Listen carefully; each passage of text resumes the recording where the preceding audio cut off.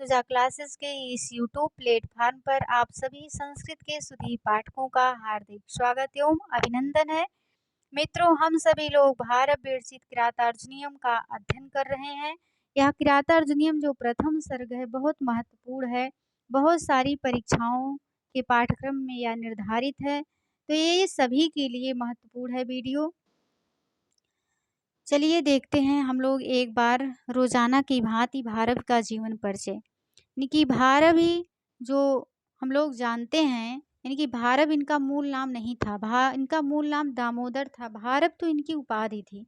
इनके पिता का नाम श्रीधर या नारायण स्वामी, माता का नाम सुशीला, पत्नी का नाम रसिका या रसिकवती, पुत्र का नाम मनोरथ। ये शैव संप्रदाय के थे, कुशिक गोत्र के थे। इनका जन्म स्थान दक्षिण भारत के अचिलपुर या एचिलपुर में माना जाता है इनका जन्म स्थान। और अवंती सुंदरी कथा के अनुसार ये धारा नगरी के निवासी माने जाते हैं। इनका समय 6ठी शताब्दी का उत्तरार्ध या 7वीं का पूर्वार्ध माना जाता है। आतपत्र भी इनकी उपाधि थी। आतपत्र का अर्थ होता है सोने का छाता। ये 4 राजाओं के शासन काल में रह चुके हैं, यानी कि 4 राजाओं के आश्रयदाता थे। कौन कौन? विष्णुवर्धन, सिंह विष्णु, दुर्विनीत, महेंद्र विक्रम। इनकी एकमात्र रचना किरातार्जुनीयम है, जिसका उपजीव्य महाभारत का वन पर्व है। शिव पुराण में भी इसका कथानक पाया जाता है, जिसमें 18 सर्ग हैं। यह बृहत्रयी की प्रथम रचना है, जिसमें 1040 या 1030 श्लोक है। इसका मंगलाचरण वस्तु निर्देशात्मक है, पंचस्थ छंद में है। इसके नायक अर्जुन है, धीरोदात्त कोट के हैं, नायिका द्रौपदी है, प्रतिनायक किरात वेशधारी शिवजी हैं। और इसका अंगिरस बीरस है, और अंगरस यानी कि गौड़ रस जो है श्रृंगार है। इसकी टीकाएं देख लेते हैं। मल्लीनाथ द्वारा रचित टीका का नाम घंटापथ है, और घंटापथ का अर्थ होता है राजमार्ग। दुर्विनीत ने इसके 15वें सर्ग पर संस्कृत में टीका लिखी थी। चित्रभानु ने इसके प्रथम 3 सर्गों पर शब्दार्थ दीपिका नाम से टीका लिखी है। तो कल हम लोग क्या पढ़े थे? कल 14वां श्लोक पढ़े थे। एक बार उसका वाचन कर लेते हैं सभी लोग। विधाय रक्षान् परितः परेतरान्, आशंकिताकारम् उपैति शंकितः, क्रियाप्यर्गेषु अनुजीविषात् कृताः, कृतज्ञतामश्वदन्ति सम्पदः, कृतज्ञतामश्वदन्ति सम्पदः। विधाय रक्षान् परितः परेतरान्, आशंकिताकारम् उपैति शंकितः, क्रियापर्गेषु अनुजीविषात् कृताः, कृतज्ञतामस्य वदन्ति सम्पदः। अनारतं तेन पदेषु लम्भिता, विभज्य सम्यग् विनियोग सत्क्रिया, फलन्तुपायाः परबृहतायति, उपेत संघर्षमिवार्थ संपदः, उपेत संघर्षमिवार्थ संपदः। चलिए एक बार सभी लोग एक एक शब्द का अर्थ देख लेते हैं, जिससे अर्थ समझने में आसानी हो। तो सबसे पहले देखते हैं अनारतम। अनारतम, आरत का अर्थ होता है विच्छिन्न। विच्छिन्न का मतलब जो नष्ट हो जाए, छिन्न भिन्न हो जाए। और यहाँ आंग उपसर्ग लग गया है तो अनारतम बना है। अनारतम का अर्थ है निरंतर, सदैव। तेन, उस दुर्योधन के द्वारा। तेन किसके लिए आया है? दुर्योधन के लिए आया है। पदेश माने कार्यों में, कार्य, व्यापार में, कार्यों में। यहाँ अधिकरण अर्थ में सप्तमी विभक्ति का प्रयोग हुआ है। सप्तमी विभक्ति बहुवचन का रूप है। यहाँ जो तेन है तृतीया विभक्ति एक वचन का है। लंबिता, लंबिता यहाँ विसर्ग रहेगा, विसर्ग का लोप है यहाँ पर। तो लंबिता यहाँ प्रथमा विभक्ति बहुवचन का रूप है। प्राप्त कराए गए, लंबिता का अर्थ होता है प्राप्त कराए गए। विभज्य का मतलब होता है विभाजन करके। सम्यक मतलब भली भांति। विनियोग सत्क्रिया, प्रयोग रूपी सत्कार से युक्त। विनियोग सत्क्रिया, प्रयोग रूपी सत्कार से युक्त। फलंती माने उत्पन्न करते हैं। उपाया, उपाया से तात्पर्य यहाँ साम दान दंड भेद से है। साम दान दंड भेद क्या है? उपाया में क्या क्या आते हैं? साम दान दंड भेद। एक राजा के लिए ये बहुत महत्वपूर्ण होते हैं उपाया। पूछा जा सकता है उपाया में क्या क्या आते हैं, चारों में से 3 दे देगा, 2 दे देगा, तो जब जानते रहेंगे उपाया क्या क्या है तभी सही कर सकते हैं। परिवृहितायति, यहाँ द्वितीय विभक्ति बहुवचन का रूप है। परिवृहितायति तो क्या हो जाएगा? इसका अर्थ समुन्नत है भविष्य जिनका, ऐसी अर्थात उन्नत युक्त भविष्य वाली, जिसका भविष्य उज्ज्वलमय दिखाई देता हो, यानी कि भविष्य अच्छा हो। नहीं, आप लोग कहते हैं कोई पढ़ने में ठीक ठाक हो, उसका नेचर अच्छा हो, अच्छे रास्ते पे चलता हो कोई लड़का, तो आप लोग यही नहीं कहते हैं उसका भविष्य बहुत अच्छा दिख रहा है। या किसी के माता पिता बहुत प्रॉपर्टी बना लिए हो, तो आप लोग यही कहते हैं ना, अरे उसका भविष्य बहुत अच्छा हो, बैठ के खाए। यही कहते हैं ना, इसका मतलब उसका भविष्य अच्छा है। आगामी भविष्य के बारे में आप लोग मतलब उसकी संभावना कर रहे हैं कि उसका भविष्य अच्छा हो सकता है उसका भविष्य। तो वही बात यहाँ कह रहे हैं भारत जी, परिवृहितायति, यानी कि जिसका भविष्य उन्नतशील हो, उन्नत युक्त हो। उपेत माने प्राप्त करके। संघर्षम का अर्थ यहाँ पर है प्रतिस्पर्धा। यू यहाँ उपमावाचक आया है, यू क्षम्यताम उपमावाचक नहीं है यहाँ, क्योंकि संघर्षम, संघर्ष एक क्रिया है ना, प्रतिस्पर्धा करना। संघर्षम माने प्रतिस्पर्धा करना। जब यू क्रिया के साथ किसी लग जाता है वहां पर उत्प्रेक्षा हो जाता है। जब यू संज्ञा के साथ लगता है तब वहां उपमा होता है। जब क्रिया के साथ लगेगा तो क्या होगा? उत्प्रेक्षा। और जब संज्ञा के साथ यू लगेगा तो वहां उपमा होगा। यह तो संघर्षम क्रिया है। अर्थ संपदा, अर्थ संपदा का तात्पर्य है अर्थ संपत्तियां। क्या है? अर्थ संपत्तियां। अर्थ संपदा भी यहाँ द्वितीय विभक्ति बहुवचन का रूप है। अर्थ संपदा, संपदा कई बार कई श्लोक में आ गया है, जो व्याकरणात्मक टिप्पणी के दृष्टि से बहुत महत्वपूर्ण है। और मेरे ख्याल से सभी को आ भी रहा होगा, इसकी व्याकरणात्मक टिप्पणी कई बार बता चुके हैं कैसे बना है। तो आगे अभी फिर आप लोग कमेंट बॉक्स में लिखेंगे, जिसको याद होगा संपदा की व्याकरणात्मक टिप्पणी, तो हम जानेंगे आप लोग भूले नहीं हैं, आप लोगों को याद है। चलिए अर्थ देखते हैं।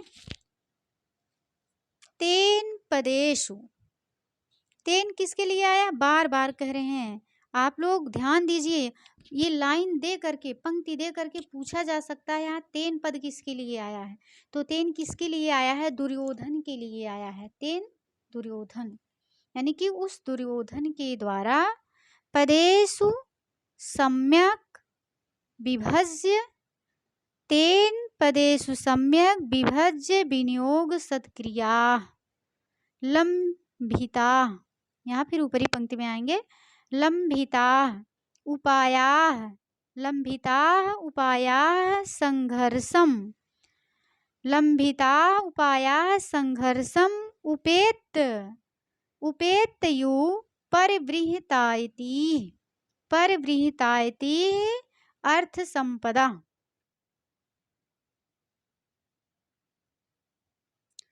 तेन, तेन पदेषु सम्यक विभज्य, उस दुर्योधन के द्वारा कार्यों में, जो कार्य व्यापार है कार्यों में, सम्यक माने भली भांति, विभज्य माने बांट कर या विभाजन करके, सम्यक विभज्य विनियोग सत्क्रिया, सम्यक विभज्य विनियोग सत्क्रिया, विनियोग सत्क्रिया। विनियोग सत्क्रिया का क्या अर्थ है? प्रयोग रूपी सत्कार से युक्त, प्रयोग रूपी सत्कार से युक्त। अब प्रयोग क्या कर रहा है दुर्योधन? साम दान दंड भेद, इनका क्या कर रहा? प्रयोग कर रहा है दुर्योधन। तो वही चीज है, प्रयोग रूपी सत्कार से युक्त। लंभिता, लंभिता का क्या अर्थ है? प्राप्त कराए गए, प्रयोग रूपी सत्कार से युक्त प्राप्त कराए गए। उपाया संघर्षम, जो उसके उपाय हैं, साम दान दंड भेद संघर्षम, उपेत, संघर्षम का अर्थ है प्रतिस्पर्धा, क्या कर रहे हैं, प्रतिस्पर्धा कर रहे हैं, संघर्षम, संघर्षम यहाँ निचली पंक्ति में है संघर्षम, यहाँ से अर्थ उठाएंगे संघर्षम, उसके जो उपाया हैं दुर्योधन के, साम दाम दान दंड भेद संघर्षम उपेत, मानो आपस में क्या कर रहे हैं, प्रतिस्पर्धा कर रहे हैं, मानो आपस में प्रतिस्पर्धा उपेत प्राप्त करके, परिबृहितायति यानी कि समुन्नत है भविष्य जिनका, ऐसी अर्थात उन्नत युक्त भविष्य वाली, उन्नत युक्त भविष्य वाली क्या है, उन्नतशील भविष्य वाली हैं, अर्थ संपदा अनारतम फलंती, जो उसकी अर्थ संपत्तियां हैं, किसकी, दुर्योधन की, अनारतम माने सदैव निरंतर, फलंती माने उत्पन्न करते हैं या उत्पन्न कर रहे हैं, तेन पदेषु सम्यक विभज्य विनियोग सत्क्रिया लंबिता उपाया संघर्षम उपेत्यु परिबृहितायति अर्थ संपदा अनारतम फलंती, उस दुर्योधन के द्वारा कार्यों में भली भांति विभाजन करके विनियोग रूपी सत्क्रिया या विनियोग रूपी या प्रयोग रूपी सत्कार से युक्त, जो भी कह लीजिए, प्रयोग रूपी सत्कार से युक्त लंबिता है प्राप्त कराए गए उपाया, साम दान दंड भेद संघर्षम यानी कि प्रतिस्पर्धा, उपेत माने प्राप्त करके, यू माने मानो, संभावना किया जा रहा है, जबकि ऐसा होता नहीं है, जो चीज लोक में संभव ना हो और उसकी संभावना व्यक्त की जाए तो वहां पर उत्प्रेक्षा अलंकार होता है। जैसे साम दान दंड भेद, ये आपस में संघर्ष नहीं करते हैं, प्रतिस्पर्धा नहीं करते हैं, लोग में ऐसा होता नहीं है, लेकिन भारत जी ऐसी संभावना कर रहे हैं, तो इसलिए यहाँ पर उत्प्रेक्षा अलंकार हो जाएगा। कौन सा अलंकार, उत्प्रेक्षा अलंकार। परवृहतायति, परवृहतायति का अर्थ है समुन्नत है भविष्य जिनका, ऐसी अर्थात उन्नत युक्त भविष्य वाली, उन्नत युक्त भविष्य वाली, अर्थ संपदा, अर्थ संपत्तियां, अनारतम माने लगातार, सदैव, फलंती, फलंती का अर्थ है उत्पन्न करते हैं, क्या उत्पन्न कर रही हैं बताइए। भारत जी कह रहे हैं कि उस दुर्योधन के द्वारा कार्यों में अच्छी तरह विभाजन करके प्रयोग रूपी सत्कार को प्राप्त कराए गए साम दान दंड और भेद, ये चारों उपाय मानो आपस में परस्पर एक दूसरे से स्पर्धा करके समुन्नत भविष्य वाली धन संपत्तियों को निरंतर उत्पन्न करते हैं। धन संपत्तियां कैसी हैं, समुन्नत भविष्य वाली हैं, यानी कि ऐसा लग रहा है कि दूर दूर तक उसकी जो धन संपत्तियां हैं छीड़ होने वाली नहीं है, अस्थायी रूप से रहने वाली हैं, ऐसा संभावना व्यक्त कर रहे हैं। कौन, भारत जी। एक बार पुनः अर्थ देखिए आप लोग, यहाँ से तेन पदेषु सम्यक विभज्य विनियोग सत्क्रिया लंबिता, कि उस दुर्योधन के द्वारा कार्यों में अच्छी तरह विभाजन करके, विनियोग सत्क्रिया कार्यों में अच्छी तरह विभाजन करके प्रयोग रूपी सत्कार से, लंबिता का क्या अर्थ है, प्राप्त कराए गए, प्रयोग रूपी सत्कार से प्राप्त कराए गए उपाया, अब क्या प्राप्त कराए गए, उपाया प्राप्त कराए गए हैं, साम दान दंड भेद संघर्षम, मानो इस तरह से परस्पर आपस में संघर्ष को क्या कर रहे हैं, संघर्ष को प्राप्त कर रहे हैं। संघर्ष का तात्पर्य है प्रतिस्पर्धा, यानी कि एक दूसरे से आगे बढ़ने की होड़ कर रहे हैं, प्रतिस्पर्धा कर रहे हैं। ये चारों उपाय मानो आपस में एक दूसरे से प्रतिस्पर्धा कराए गए हैं, कर रहे हैं, करके, प्रतिस्पर्धा करके समुन्नत भविष्य वाली धन संपत्तियों को निरंतर उत्पन्न करते हैं। क्या करते हैं? उत्पन्न करते हैं। फलंती माने उत्पन्न करते हैं। फलंत यहाँ पर है, फलंत क्रिया। यहाँ फलंती जो है यह बहुवचनांत क्रिया है, प्रथम पुरुष बहुवचन की क्रिया है। फलंती माने उत्पन्न करना, लट लकार प्रथम पुरुष बहुवचन की क्रिया है। चलिए एक बार आप लोग देख लीजिए विभक्ति किसमें कौन सी विभक्ति है। यहाँ संघर्षम में देखिए द्वितीय विभक्ति एक वचन का रूप है संघर्षम। यहाँ यू जो है उत्प्रेक्षावाचक है, यानी कि जो लोक में हकीकत में वैसा ना होता हो लेकिन उसकी संभावना होने की जाए कि ऐसा हो सकता है, तो वहाँ पर उत्प्रेक्षा अलंकार होता है। उपेत्त माने प्राप्त करके, अर्थ संपदा माने अर्थ संपत्तियाँ। परिबृहितायति, परिबृहितायति का अर्थ है उन्नतशील भविष्य वाली या उन्नत से युक्त भविष्य वाली। उपाया का तात्पर्य है साम दान दंड भेद, ये चारों मिलकर के उपाया कहलाते हैं। और जो उपाया है एक राजा के लिए राजनीति में बहुत मायने रखते हैं, इनका बहुत इम्पोर्टेंस होता है साम दान दंड भेद का। फलंती माने क्या होता है? उत्पन्न करते हैं। विनियोग सत्क्रिया प्रयोग रूपी सत्कार। सम्यक माने भली भांति। विभज्य माने विभाजन करके। लंबिता माने प्राप्त कराए गए। पदेश माने कार्यों में या पदों में। तेन उस दुर्योधन के द्वारा, अनारतम माने लगातार। पदेश मतलब कार्यों में, जैसे नहीं होता है कि कब क्या करना है, वो जो दुर्योधन है अच्छे से विभाजन कर लिया है। वो चाहता है कि जो राज सिंहासन है, राजगद्दी है, वो हमें बहुत दिनों तक मतलब हमें प्राप्त ही रहे। वो पांडव मतलब उसको कहीं हस्तगत ना कर लें, इसलिए वह सारे उपाय कर रहा है। एक राजा के लिए उपाया मतलब साम दान दंड भेद बहुत इम्पोर्टेंट है। जैसे आप लोग वर्तमान में उदाहरण के तौर पर दे रहे हैं, उदाहरण में देख लीजिए इस समय के राजा कौन है? नरेंद्र मोदी जी हैं। प्रधानमंत्री हैं तो भारत के राजा हैं। अब वो ये सोचेंगे कि जब उनका 5 साल पूरा हो जाएगा, अगला चुनाव आएगा, तो सोचेंगे अगले चुनाव में भी हम जीत जाएं, अगली बार भी हम प्रधानमंत्री बने। तो उसके लिए जो उपाय हैं साम दान दंड भेद हैं उसको अपनाएंगे। अब क्या हो सकता है आज के ज़माने में? कलयुग है, कल युग, कल का मतलब होता है मशीन, युग का मतलब समय। ये मशीनों का युग है और बहुत सारी मशीनें बन गई हैं। तो अब जो है उपाया भी बहुत तरीके के हो गए हैं। उपाया जैसे ईवीएम मशीन को हैक करवा लेना, पैसे बांटना, विधायक को खरीद लेना, दंगे फसाद करा देना, तो जनता में मतभेद पैदा हो जाए, दो गुटों के बीच, दो संप्रदाय के बीच। तो ये क्या है? ये आज के उपाय हैं, ये राजा के उपाय हैं।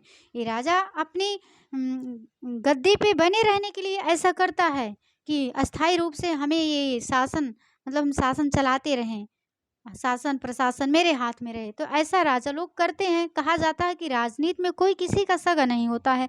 आप लोग इतिहास उठा के देख लीजिए, इतिहास में पढ़े होंगे कितने लोग अपने पिता को मार करके राज सिंहासन पे बैठे हैं। तो आप लोग अजातशत्रु का नाम सुने होंगे, अलाउद्दीन खिलजी का नाम सुने होंगे। तो राजनीति में कोई किसी का, इंदिरा गांधी का नाम सुने होंगे। ऐसा कहा जाता है, कहाँ तक सच है कहाँ तक गलत है, कि उन्होंने अपने पुत्र संजय गांधी की हत्या स्वयं करवाई थी, इंदिरा गांधी। ये हमें नहीं पता है, ये मतलब लोग कहते हैं ऐसा। तो यही कहा जाता है कि राजनीति में कोई किसी का सगा नहीं होता है। अगर पुत्र है, उसका पिता राजगद्दी पर बैठा है, तो पुत्र चाहेगा कि हम अपने पिता को मार करके राजगद्दी पर बैठ जाएं। राजनीति ऐसी होती है, वहाँ खून का रिश्ता नहीं देखा जाता है। तो राजनीति में जाहिर सी बात है राजा उपाया को अपनाएगा ही, साम दान दंड भेद को। तो आप लोग अब व्याकरणात्मक टिप्पणी देख लीजिए, अर्थ सभी को आ गया होगा। चलिए व्याकरणात्मक टिप्पणी देखते हैं। सम्यक, सम्यक कैसे बना है? सम्यक सम उपसर्ग है, अंचु विशेषणे धातु में किन प्रत्यय लग करके सम्यक बना है। यहाँ क्विन प्रत्यय जो है कर्ता अर्थ में लगा है। विभज्य, बी उपसर्ग है, भाष पृथक कर्मणि धातु में लेप प्रत्यय। आप लोग कहते हैं ना, जानते होंगे, जहाँ उपसर्ग लग जाता है, धातुओं के आगे उपसर्ग लगा होता है, वहाँ कत्वा के स्थान पर लेप प्रत्यय लग जाता है। यहाँ भाष धातु है पृथक कर्मणि और इसके आगे बी उपसर्ग लग गया है, तो इसलिए यहाँ कत्वा ना होकर के लेप प्रत्यय हो गया है विभज्य। विनियोग, विनियोग कैसे बना है? बी उपसर्ग है, विनियोग, बी उपसर्ग नि उपसर्ग प्लस यूज धातु, विनियोग। लंबिता, लंबिता कैसे बना है? यहाँ लंबिता है ना, लंबिता, लंबिता डुलभस प्राप्तो धातु है, उसमें ऋच प्रत्यय फिर अक्ता प्रत्यय कर्म अर्थ में लगा है और लभे सूत्र से नुम का आगम हुआ है, तो बना है लंबिता। क्या बना है? लंबिता। आगे देखते हैं संघर्षम। यहाँ देखिए संघर्षम नीचे, संघर्षम कैसे बना है? संघर्षम, यहाँ सम उपसर्ग है, घृषु धातु में घ प्रत्यय भाव अर्थ में लगा है, संघर्षम बना है। उपेत, उपेत माने प्राप्त करके, उप उपसर्ग है, इड़गतो धातु में लप प्रत्यय लग करके बना है उपेत। अभी आप लोगों को बताए हैं, जब धातु के आगे उपसर्ग लग जाता है तो वहाँ कत्वा के स्थान पर लेप प्रत्यय लग जाता है। यहाँ इड़ धातु है, उसके आगे उप उपसर्ग लग गया है, तो इसलिए यहाँ लेप प्रत्यय हो गया, तो क्या बन गया? उपेत। परिवृहिता, परिवृहिता, यहाँ आयति फिर जुड़ा है, परिवृहिता फिर आयति, तो परिवृहिता कैसे बना है? परि उपसर्ग है, वृह वृद्धो धातु है, ऋष प्रत्यय फिर अक्ता प्रत्यय कर्म अर्थ में लगा, फिर स्त्रीलिंग की विवक्षा में टाप प्रत्यय लगा, तो बना परिवृहिता।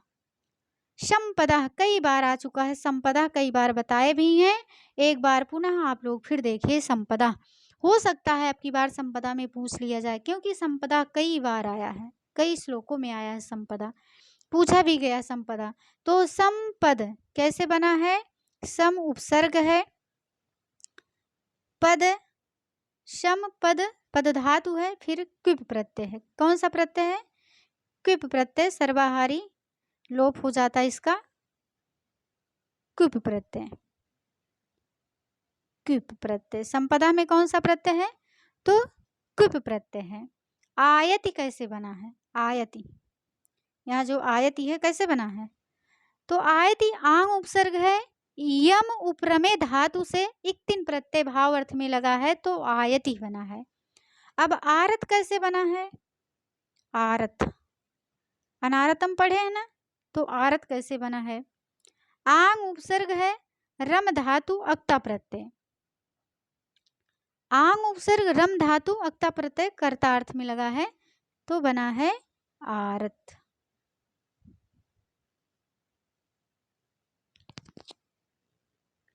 चलिए यहाँ आप लोगों के लिए लिख करके लाए हैं, आई कांटेक्ट बना लेंगे तो भूलेगा नहीं।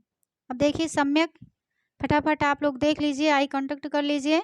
सम्यक कैसे बना है? सम अंश विशेषणे क्विन प्रत्यय, यहाँ क्विन प्रत्यय पर हलंत, ना पर हलंत रहेगा, यहाँ ना पर हलंत रहेगा, हलंत छूट गया है टाइपिंग करते समय, तो क्विन प्रत्यय कर्ता अर्थ में लगा। विभज्य बी भाज पृथक कर्मणि से लेप प्रत्यय, विनियोग बी नियुज, लंबिता दुलभस प्राप्तों से ऋच अक्ता प्रत्यय कर्म अर्थ में, लभे सूत्र से नुम का आगम हुआ है यहाँ पर।